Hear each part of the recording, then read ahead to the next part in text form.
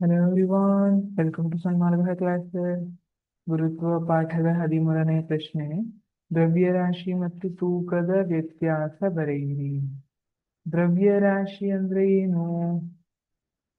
ದ್ರವ್ಯರಾಶಿ ಎಂದರೆ ಕಾಯದಲ್ಲಿರುವ ದ್ರವ್ಯದ ಪ್ರಮಾಣವಾಗಿದೆ. ಯಾವುದೇ ಕಾಯದ ದ್ರವ್ಯರಾಶಿ ಅಂದ್ರೆ ಅದು ಆ ಕಾಯದಲ್ಲಿರುವ ಒಟ್ಟು ದ್ರವ್ಯದ ಪ್ರಮಾಣವಾಗಿದೆ. ಎಷ್ಟು ದ್ರವ್ಯ ಇದೆ ಅದರಲ್ಲಿ ಎನ್ನುವಂತಹ ಅದರ ಪ್ರಮಾಣವಾಗಿರ್ತದೆ. ಆದ್ರೆ ತೂಕವು ಗುರುತ್ವ ವೇಗೋತ್ಕರ್ಷದ ಕಾರಣದಿಂದ ಕಾಯದ ಮೇಲೆ ಉಂಟಾಗುವ ಬಲ, ಭೂಮಿಯ ಗುರುತ್ವ ವೇಗೋತ್ಕರ್ಷ ಏನಿದೆ ಅಲ್ಲ, ಅದರ ಕಾರಣದಿಂದ ಕಾಯದ ಮೇಲೆ ಉಂಟಾಗುವಂತಹ ಬಲವಾಗಿರುತ್ತದೆ. ಅದನ್ನ ತೂಕ ಅಂತ ಕರಿತೀವಿ. ದ್ರವ್ಯರಾಶಿ ನಾವು ಎಲ್ಲೇ ಹೋಗ್ಲಿ ಸ್ಥಿರವಾಗಿರ್ತದೆ. ನಾವು ಭೂಮಿ ಮೇಲಿರ್ಲಿ, ಚಂದ್ರನ ಮೇಲಿರ್ಲಿ, ಮಂಗಳ ಗ್ರಹಕ್ಕೆ ಹೋಗ್ಲಿ, ನಮ್ಮ ದ್ರವ್ಯರಾಶಿ ಸೇಮ್ ಆಗ್ತದೆ.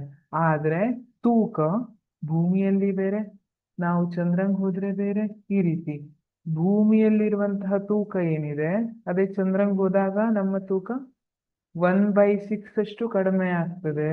ಅಂದ್ರೆ 1/6 ಕಡಿಮೆ ಆಗಿರ್ತದೆ.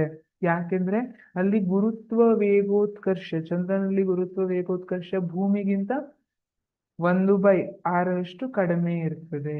ಆ ಕಾರಣಕ್ಕೆ ಭೂಮಿಯ 1/6 ಅಷ್ಟು ಇರ್ತದೆ ಅಂತ ಹೇಳ್ತೀವಿ. ಆ ಕಾರಣದಿಂದ ಈ ತರ ವೇಗ ಮತ್ತೆ ದ್ರವ್ಯರಾಶಿಯ ವ್ಯತ್ಯಾಸವನ್ನ ನಾವು ಬರೀಬಹುದು. ದ್ರವ್ಯರಾಶಿ ಎಲ್ಲಾ ಜಾಗದಲ್ಲೂ ಸ್ಥಿರವಾಗಿರ್ತದೆ, ಆದ್ರೆ ತೂಕ ಎಲ್ಲಾ ಜಾಗದಲ್ಲೂ ಸ್ಥಿರವಾಗಿರುವುದಿಲ್ಲ. ಅದೇ ನಾವು ಭೂಮಿ ಮೇಲೆ ತಗೊಂಡ್ರು ಕೆಲವೊಂದು ಪಾಯಿಂಟ್ ಅದೀಗ ಧ್ರುವದಲ್ಲಿ ಮತ್ತೆ ಸಮಭಾಜಕ ವೃತ್ತದ ಬಳಿ ಕೂಡ ತೂಕ ವೇರಿಯೇಷನ್ ಆಗ್ತದೆ. ಯಾಕಂದ್ರೆ ಅಲ್ಲಿ ಗುರುತ್ವ ವೇಗೋತ್ಕರ್ಷದ ವ್ಯಾಲ್ಯೂ ಸ್ವಲ್ಪ ಚೇಂಜ್ ಆಗಿರ್ತದೆ. ಆ ಕಾರಣಕ್ಕಾಗಿ ಆದ್ರೆ ನಮ್ಮ ದ್ರವ್ಯರಾಶಿ ಸ್ಥಿರವಾಗಿರುತ್ತದೆ. ನಾವು ವೇಟ್ ಅನ್ನ ಯಾವಾಗ್ಲೂ ಹೇಗೆ ಬರಿತೀವಿ? m×g ಅಂತ ಬರಿತೀವಿ. m ಅಂದ್ರೆ ದ್ರವ್ಯರಾಶಿ, g ಅಂದ್ರೆ ಗುರುತ್ವ ವೇಗೋತ್ಕರ್ಷ. Thank you.